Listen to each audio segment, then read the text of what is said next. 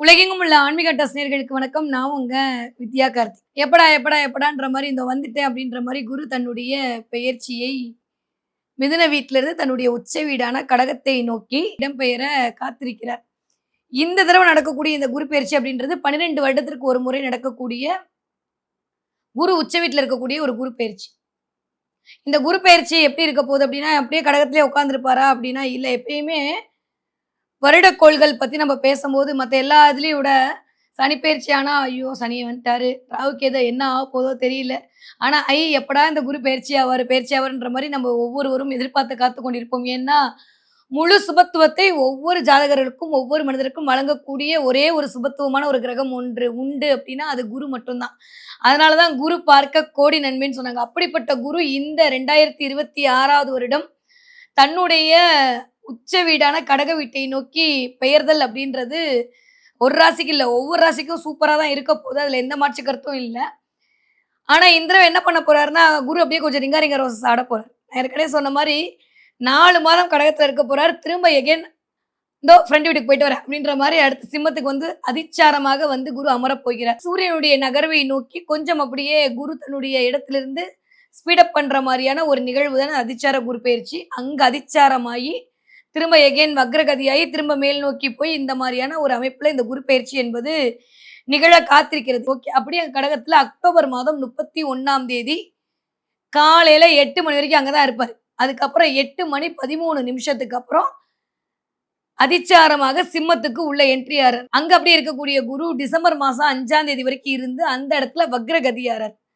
வக்ரகதினா நான் ஆல்ரெடி சொல்லியிருக்கேன். அதிச்சாரம்னா முன்னோக்கி வருது. வக்ரகதினா பின்னோக்கி வருது. பின்னோக்கி போய் திரும்ப எகைன் கடகத்த நோக்கி போறாரு. ஏப்ரல் மாசம் 14ஆம் தேதி வரைக்குமே வக்ரகதியில தான் இருக்க போறாரு. அதுக்கப்புறம் வக்ர நிவர்த்தி ஆகி ஜூன் மாதம் பெர்மனன்ட்டா கடகத்திலிருந்து எகைன் பெயர்ச்சியாகி வரப்போறார். இந்த மாரி ஒரு அமைப்புல தான் ஒரு 3 கேட்டகரியில குரு இந்த தடவ தன்னுடைய இருப்பை ஒவ்வொரு இடத்துலயா மாத்தி உலக மக்களுக்கெல்லாம் நன்மை செய்ய காத்திருக்கிறார். ஓகே. இப்போ உங்க ஜாதகத்த எடுத்துக்கோங்க. யாருக்கெல்லாம் குரு வா அப்படின்னு போட்டிருக்கோ, அவங்களுக்கெல்லாம் வக்ரகதியில சூப்பரா இருக்க போகுது. அப்படி குரு யாருக்கு வான்னு போடலையோ, அவங்களுக்கெல்லாம் வக்ரகதி இல்லாத காலத்துல சூப்பரா இருக்க போகுது. ஸோ ஒரு 4 மாசம் சூப்பரா இருக்க போகுது. அடுத்த 4 மாசம் அத விட சூப்பரா இருக்க போகுது. அதுக்கப்புறம் திரும்ப வக்ர நிவர்த்தி ஆன அப்புறம் எல்லாருக்குமே நல்லா இருக்க போகுது. சரி வாங்க இப்போ ஒவ்வொரு ராசிக்காரர்களுக்கும் இந்த குரு பெயர்ச்சி எப்படிலாம் இருக்க போகுது, என்னவெல்லாம் பண்ண போகுது, எதுல கவனமா இருக்கலாம், கார் வாங்கலாமா, பைக் வாங்கலாமா, வீடு வாங்கலாமா, இடம் வாங்கலாமா எல்லாத்தையும் ஒண்ணொண்ணு ஒண்ணா பார்க்கலாம். தனுசு ராசிக்காரர்களுக்கு இந்த குரு பெயர்ச்சி எப்படி இருக்க போகுது? 7ஆம் இடத்துல குரு சமசப்தமா பார்வையா பார்த்து ஜாலியோ ஜில்கானாவோ பண்ணி விட்டாரு. கல்யாணம், குழந்தை, வீடு, மனை எல்லாம் தனுசு ராசிக்காரங்க கிடைச்சது. நிறைய பேருக்கு இந்த வாழ்நாள் பிரச்சனைலாம் சரியா போச்சு. நிறைய பண ரீதியாக இருந்த தடையெல்லாம் நிவர்த்தியாச்சு. ஒரு பெயர் கிடைச்சது, ஒரு அந்தஸ்து கிடைச்சது எல்லாம் குடுத்தாரு. இப்போ போய் ராசிநாதன் போய் 8ஆம் இடத்தில் அமரப் போகிறார். மறையப் போகிறார்லாம் சொல்ல வேணாங்க. 8ஆம் இடத்துக்கு ஒரு பெரிய வேல்யூ உண்டு. அது பேர் பணபரஸ்தானம்னு பேர். 8ஆம் இடம் அப்படின்றது உடனே நெகட்டிவா நம்ம எடுத்துக்க வேண்டாம். பட் அதுல கொஞ்சம் நெகட்டிவ் இருக்குன்றத புரிஞ்சுக்குவோம். ஓகேவா? இந்த கிளாரிட்டி வந்துட்டாலே போதும். ஏன்னா அஸ்ட்ராலஜி அப்படின்றது கிளாரிட்டிய குடுக்கக்கூடிய ஒரு விஷயம். 8ஆம் இடத்துல போய் ராசிநாதன் அமர்தல் அப்படின்றது அந்த இடத்த ஃப்ரீஸ் பண்ண போறாரு இல்லையா? குரு இருந்த இடம் பாழ் அப்படின்றபோது 8ஆம் இடத்த பால் பண்ண போறாரு. 8ஆம் இடத்த பால் பண்ணா நல்லது தானே? 8ஆம் இடத்த பால் பண்ணா என்ன ஆகும்? ஆக்சிடென்ட் நடக்காம இருக்கும். கெட்ட பேர் வராம இருக்கும். அசிங்க அவமானம் வராம இருக்கும். மேல இருந்து விழறதெல்லாம் 8ஆம் இடம் அதெல்லாம் நடக்காம இருக்கும். ஸோ இதெல்லாம் ஒரு நல்ல விஷயம் தான். ஆனா அத தாண்டியும் குரு அமர்ந்த இடத்த விட குரு பார்த்த இடத்திற்கு தான் பலன் அதிகம்னு சொல்லிட்டு ஜோதிடத்திலேயே சொல்லுவோம்.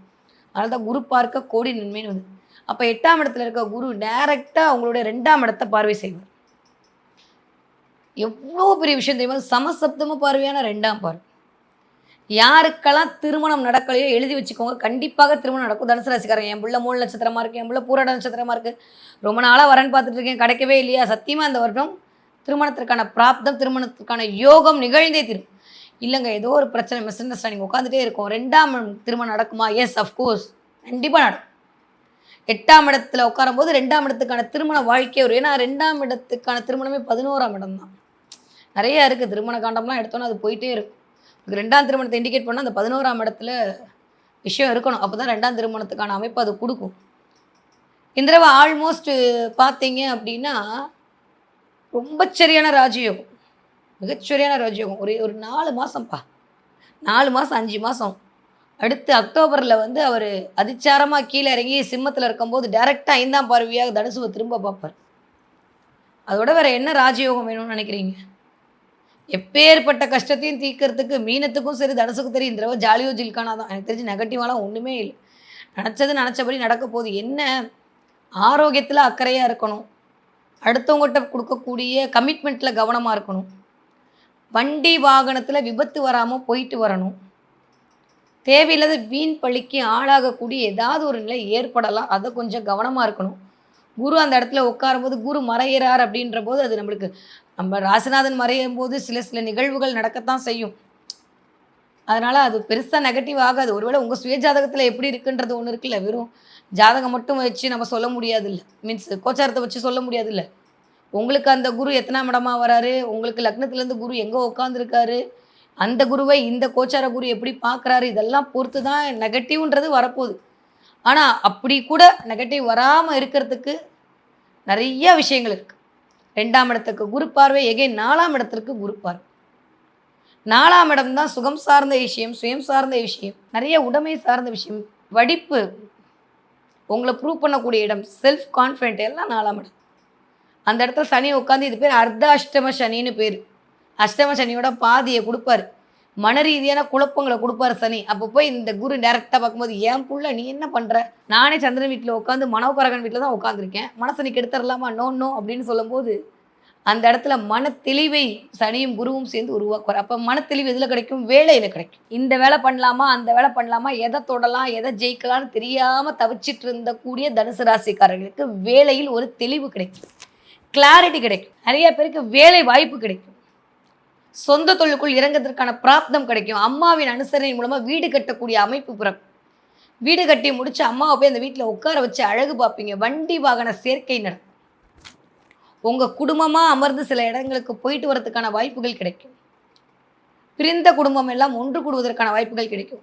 எப்பேற்பட்ட ஆளா இருந்தாலும் வேலை வெட்டி இல்லாம இருக்கீங்கன்னு ரொம்ப வருத்தப்பட்டவங்களுக்கெல்லாம் வேலை கிடைக்கும். 30 வயசாச்சுங்க, 32 வயசாச்சுங்க, கல்யாணமே நடக்கல அப்படின்னு சொல்லக்கூடிய தனுசு ராசிக்காரர்களுக்கு திருமண பிராப்தம் முதல் விஷயம் அதுதான்.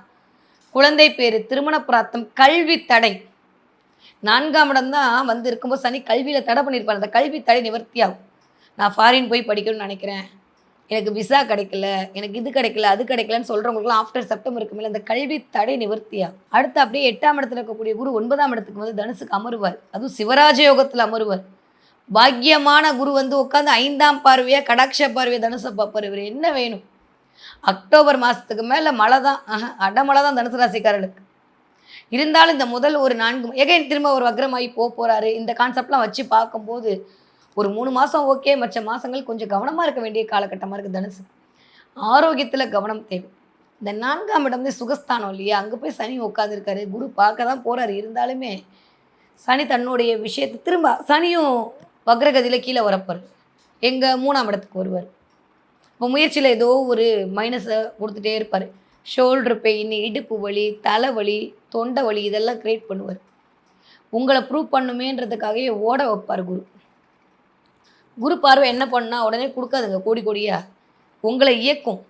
இந்த விஷயத்துலலாம் உங்களை இயக்கும். இந்த தடவை ஜெயிச்சே ஆகணுன்ற வெறிய தனுசுக்கு கொடுக்கும். இத்தனை பேர் முன்னாடி நம்ம ஜெயிக்கணுன்ற ஒரு தன்னம்பிக்கையை கொடுக்கும். ஒரு போட்டி மனப்பான்மையை கொடுக்கும். காசிப் மட்டும் தயவு செஞ்சு பேசிடாதீங்க. 3ஆம் இடத்துக்கு எகைன் சனி அப்படி வக்கரமாகி வரக்கூடிய காலகட்டம். இந்த பக்கம் அவர் போய் 5ஆம் இடத்துல உட்காந்துருப்பார். காசிப் பேசினீங்கன்னா உங்களுடைய புகழ் பெயர் கெட்டு போகும். அதனால் அதில் மட்டும் கொஞ்சம் தனுசு ராசிக்காரங்க கவனமாக இருங்க. மற்றபடி எல்லாம் சூப்பர். கொஞ்சம் வண்டி வாகனத்தில் போகும்போது வித்தை காட்டாமல் இருங்க.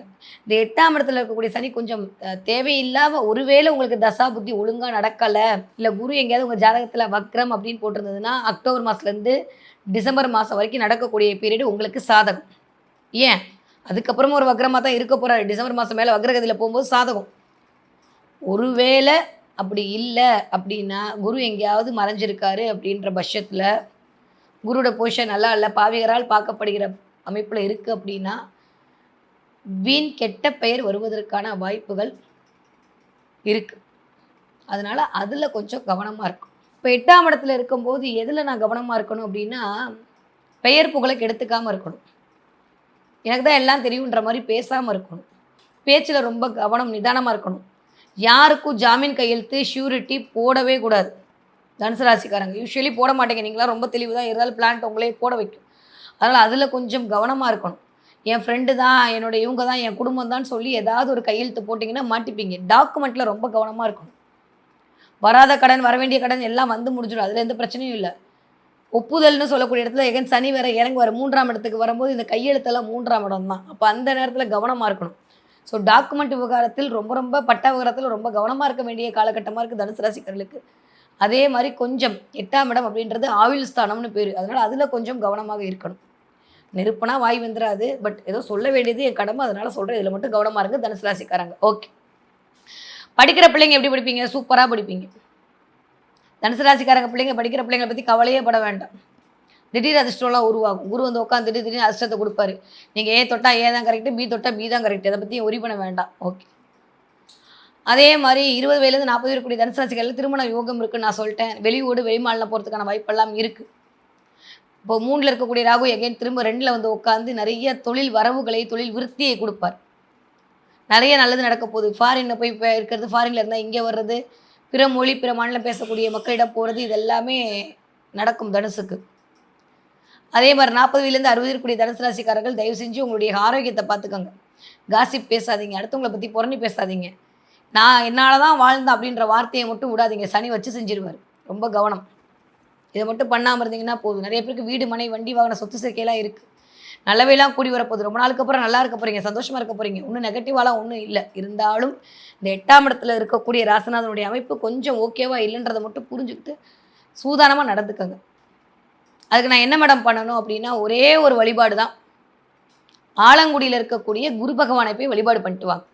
இல்லை எப்படி இந்த குரு பெயர்ச்சி அப்போ ஆலங்குடி குருவை தான் காட்டுவாங்க. அவர் வந்து நவகிரக தலத்தில் ஒருத்தர் இல்லையா? ஆபத் சகாயேஸ்வரர்னு பேரே அங்கே இருக்கக்கூடிய சுவாமிக்கு. ஆபத்து வரக்கூடிய ஆபத்தை தன்னுடைய பார்வையால் சகாயமாக பண்ணி கொடுப்பார். உங்களுக்கான விஷயத்தை மாற்றி கொடுப்பார். அப்போ 8ஆம் இடத்துக்கான எல்லா விதமான நெகட்டிவையும் ஆலங்குடி குரு உங்களுக்கான தடைகளை தவிடுபடியாக்கக்கூடிய அமைப்பில் உட்காந்துருக்காருன்றதை புரிஞ்சுக்கிட்டு போய் ஆலங்குடி இருக்கக்கூடிய குரு பகவானை பார்த்து நமஸ்காரம் பண்ணிட்டு, அதே மாதிரி மஞ்சள் கலரில் ஏதாவது ஒரு தானம் கொடுத்துருவாங்க. முடிஞ்சால் லட்டு கூட தானம் கொடுங்க.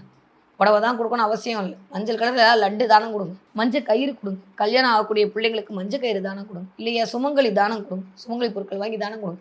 இதெல்லாம் பண்ண எனக்கு 8ஆம் இடம் வேறு மாமியார் வீடு மாமனார் வீடு.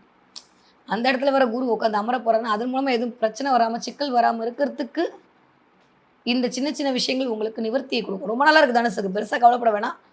ஆலங்குடியில் இருக்கக்கூடிய குருபவனை விளங்க. அதே மாதிரி கால பைரவர் வழிபாடு மிகச்சரியான ராஜயோகத்தை கொண்டு வந்து கொடுக்கும். இந்த 2 வழிபாடும் நீங்கள் பண்ண இனி வரும் காலங்கள் எல்லாம் வசந்தத்தில் வாசற்படியில் தான் இருப்பீங்க தனுசு ராசிக்காரங்க.